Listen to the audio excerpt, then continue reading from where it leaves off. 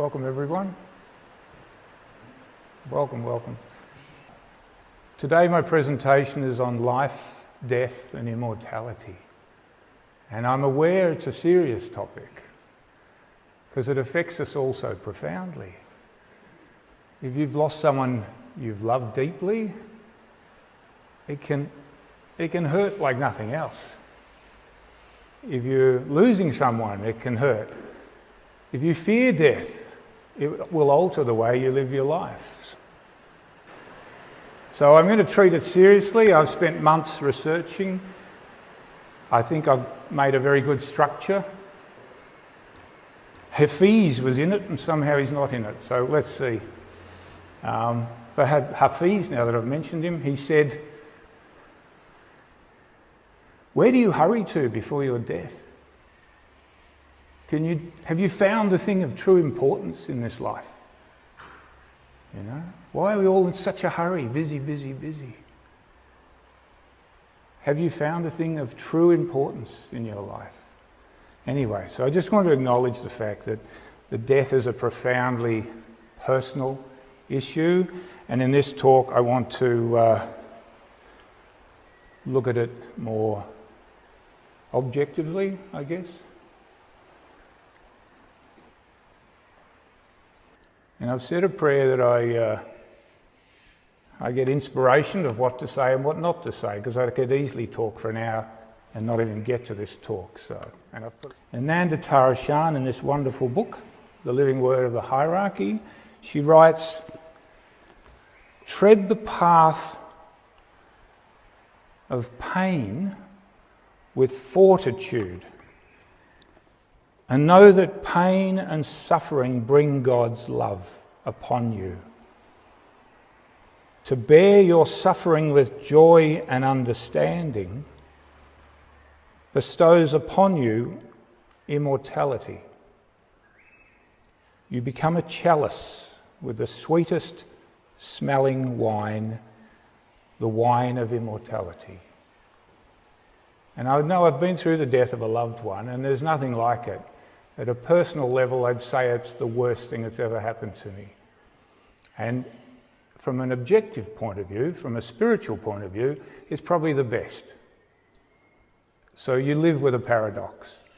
You live with the pain of the ego and the personal, and you live with the knowing that life will stretch you. Life will help you to reach your destiny, take you to where it is you need to go.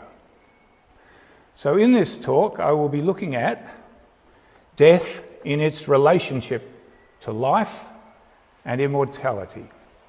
So I think simply we go, oh, death, you die, that's the end of it. Unless you've read a bit of theosophy, and then you might have considered it more deeply. I'd like to look at the topic from these three main points of view, from poetry, theosophy and mysticism. And in poetry, I'd like to include a little bit of philosophy and psychology. So, a story. Let's start with a story. There was a servant working in a field. A normal day, and the grim reaper appeared. And the servant got such a shock, he ran to his master and begged for the loan of his horse. The master consented, and the servant raced away on his horse as fast as he could to a very distant village called Samarra. And the master was a bit shocked, and he went down to the field and he went up to the grim reaper and he said, "Why did you put so much fear into my servant?" And the grim reaper replied, "Well, I didn't mean to scare him. I was just surprised to see him because I have an appointment with him tonight in the town of Samarra."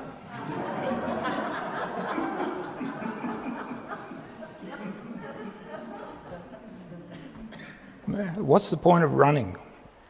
All right. That was another little story. The student went to the teacher and said, "Teacher, I hear you're a Zen master."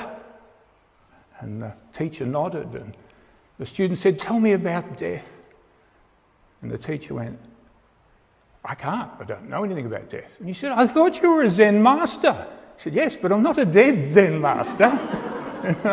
So anyway, life. Let's look at life before we look at death. Let's soften it up a bit.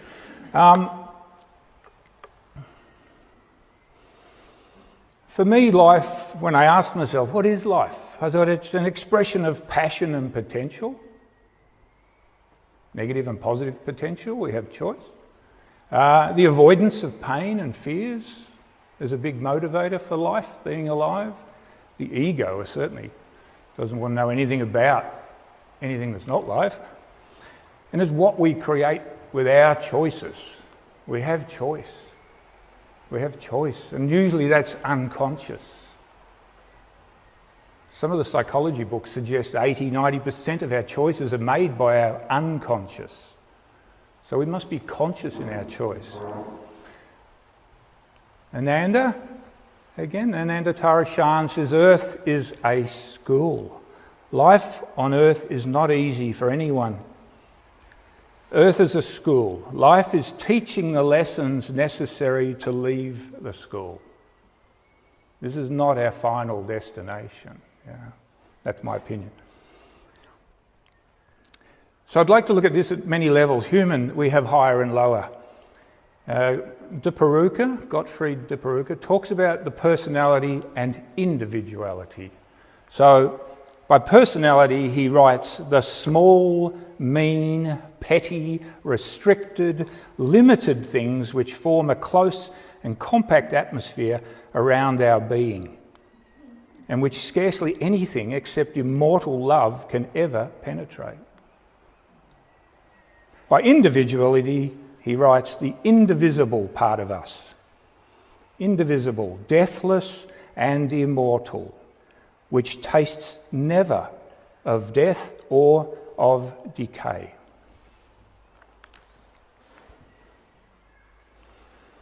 One of my favourite writers, Rumi. Rumi writes about being human. This being human is a guest house.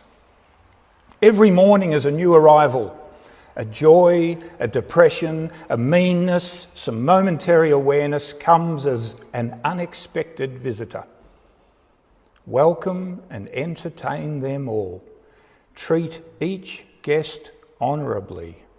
The dark thought, the shame, the malice, meet them at the door laughing and invite them in.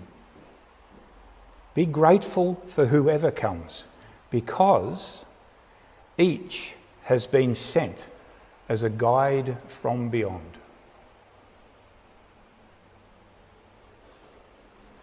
And because, in honour of my father, who's getting quite old, who raised me on, amongst others, George Bernard Shaw. So I want to put a quote in here on Shaw. Shaw writes of a higher, his inner calling, about life. I am of the opinion that my life belongs to the whole of the community, and as long as I live, it is my privilege to do it for whatever I can.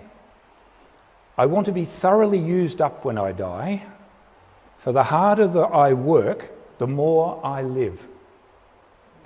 I rejoice in life for its own sake. Life is no brief candle to me. It is a sort of splendid torch which I have got hold of for the moment, and I want to burn as brightly as possible before handing it on to future generations. End of quote. It's a good time to live, I think. We have so much wisdom just sitting around for us to tap into, apart from going within and everything that's there too. And I'd like to introduce a quote by Yogananda, and there'll be a few by Yogananda. He refers to us as actors. An actor forgets he is acting and begins to live the part. We are like that. We have forgotten who we are and that we are only acting out a role on earth. When an individual doesn't remember his omnipresent, blissful self, he masquerades in the garb of feeling and thinks himself a human being, limited to the body and subject to its suffering and death. See what a terrible transformation takes place. And throughout his whole life, he searches for the happiness of that blissful self which he already is.